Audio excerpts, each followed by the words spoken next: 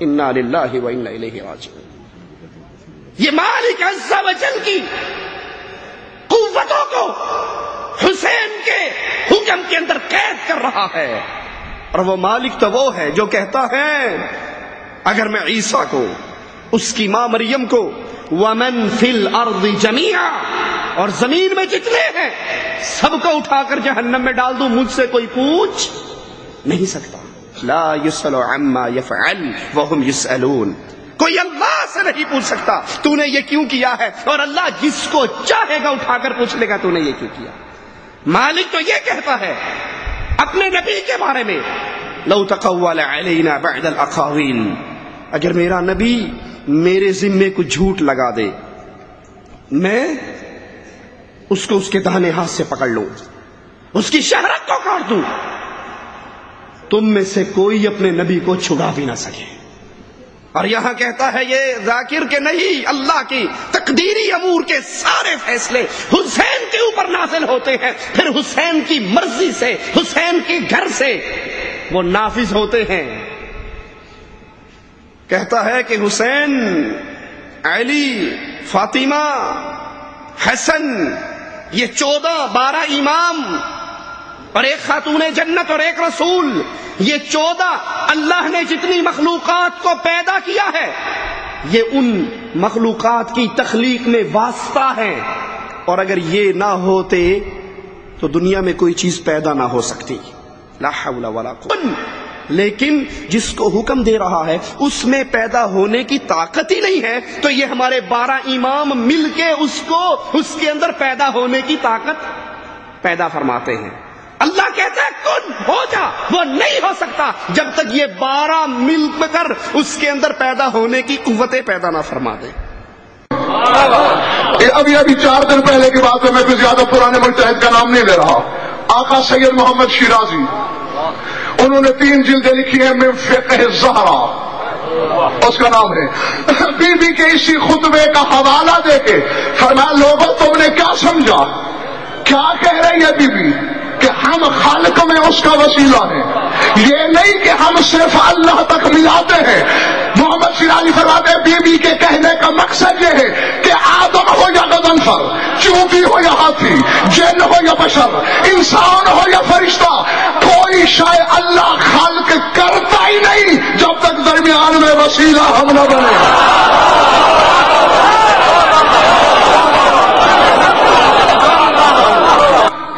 اب میں نے اتنا بڑے مجتہد کے حوالے سے ایک بات کی، اب میں تمہیں تھوڑی سی سمجھانے کی کوشش کرتا ہوں۔ یہ تو سید محمد شیرازی کا فکر ہے کہ کوئی شے خالق ہو نہیں سکتی جب تک یہ 14 درمیان میں وسیلہ نہ بنے۔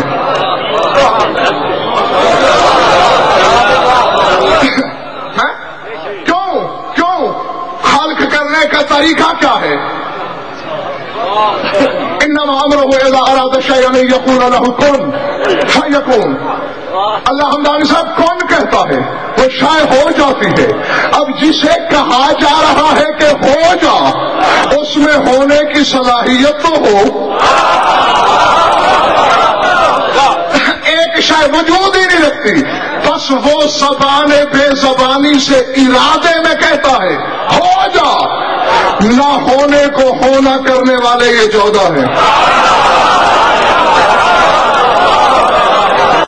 یہ وہ غلوف کا راستہ جو شرک کا بنیادی دروازہ ہے، جس کے ذریعے سے شرک داخل ہوتا ہے، جس کے ذریعے سے شرک پہنچتا ہے۔ ایک اور ذاکر شیعہ کہتا ہے کہ ہم نے علی کو ویسے نہیں مانا، ہم نے 1,24,000 انبیاء کی پوری ہسٹری پڑھی، ہمیں علی مولا جیسا سارے انبیاء کے اندر بھی کوئی نہیں نظر آیا۔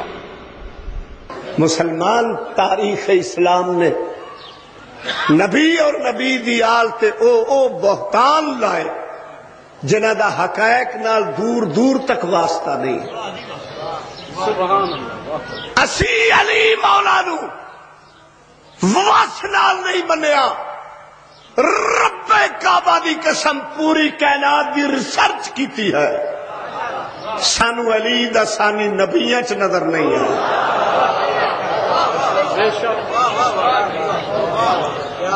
سانو کائنات چلی دے نال دا کوئی بندہ نظر ہی نہیں آتا۔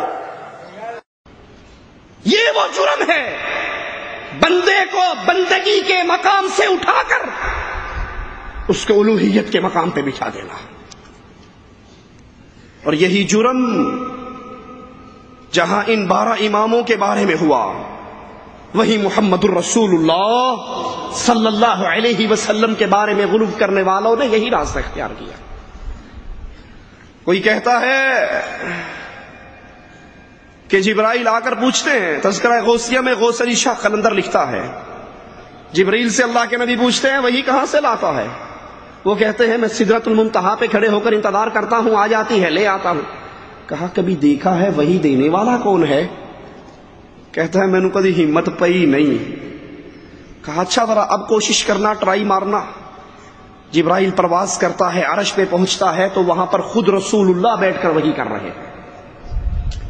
جبرائیل زمین پہ جاتی مارتا ہے، وہاں بھی رسول اللہ بیٹھے ہیں. اوپر دیکھتا ہے، وہاں بھی رسول اللہ ہے. طاہر القادری اپنے ایک بیان میں کہتا ہے جب معراج کا سفر ہوا اللہ کے نبی بلند ہوتے گئے، اتنی بلندیوں پہ گئے کہ عرش پہ پہنچ گئے. جب عرش پہ پہنچے اللہ استقبال کے لیے کھڑا ہوا، نبی اور اللہ آمنے سامنے، عاشق اور معشوق آمنے سامنے. کہتا یہ وہ مقام ہے جس کو سمجھایا نہیں جا سکتا، بس اتنا سمجھو کہ وہاں پہنچ کر احد اور احمد کا فرق ختم ہو گیا. کیا خبر تم نور و بشر میں جگڑتے رہتے ہو؟ ارے ایک مقام وہ آتا ہے عالم خلق میں جہاں بشریت بھی علائق میں داخل ہے اور نورانیت بھی علائق میں داخل ہے. وہاں جانے کے لیے بشریت سے بھی نکلنا پڑتا ہے اور نورانیت سے بھی نکلنا پڑتا ہے. جب لامکان پہ پہنچے تو مصطفیٰ جب عالم عرش پہ آئے تو بشریت کا لباس اتار دیا تھا. جب عرش پر آئے تو بشریت کا لباس اتار دیا تھا، اور جب عرش والوں کو چھوڑ کر لامکان میں گئے نورانیت کا لباس بھی اتار دیا تھا. اب کون سا لباس رہ گیا؟ ہائے ہائے، ہک ہے ہک ہے ہک ہے ہک ہے ہک ہے ہک ہے. جیڑا ہک کو ڈو کر جانے او کافر تے مشرک ہے. علائق بشریت کا لباس مسجد اقصی میں اتار دیا، علائق نورانیت کا لباس سدرۃ المنتہا اور عرش معلیٰ پر اتار دیا. ایک بار سبحان کا فیض وہاں ملا، دوسری بار سبحان کا فیض جہاں ملا. پاک ہے تو علائق بشریت سے. انا للہ و انا الیہ راجعون. اور میں کہتا ہوں اے طاہر القادری، جب تیری زبان سے یہ جملے نکل رہے تھے تیرے پلے سے ایمان ختم ہو گیا. جب رسول عرش پہ پہنچے، احد اللہ، احمد رسول اللہ، میم کی مروڑی کا فرق، کہا یہ فرق ختم ہو کے دونوں ایک ہو گئے. اس سے بڑا کفر کوئی اور ہوگا؟ اس کا سبب کیا ہے؟ غلو کرنا، کسی کو اس کے مقام سے بڑھا دینا، کسی کو اس سے اونچا لے جانا. یہ ہمارے ہاتھ میں ہے. ہدایت بخشش امام اہل سنت مجدد دین و ملت اعلی حضرت بریلوی صاحب کا نعتیہ کلام، اس نعتیہ کلام کے صفحہ 3 پہ رسول اللہ صلی اللہ علیہ وسلم کی شان میں غلو کرتے ہوئے کیا کہتے ہیں؟ اے نبی، میں تو مالک ہی کہوں گا کہ تم ہو مالک کے حبیب. اللہ مالک ہے نا؟ کہا اے رسول میں تجھے بھی مالک ہی کہوں گا. اللہ بھی مالک ہے، تو بھی مالک ہے. میں تو تجھے مالک ہی کہوں گا کہ تم ہو مالک کے حبیب، یعنی محبوب و محب میں نہیں میرا نہیں تیرا. آپ اللہ کے حبیب ہو، اللہ بھی مالک ہے اور آپ بھی مالک ہو.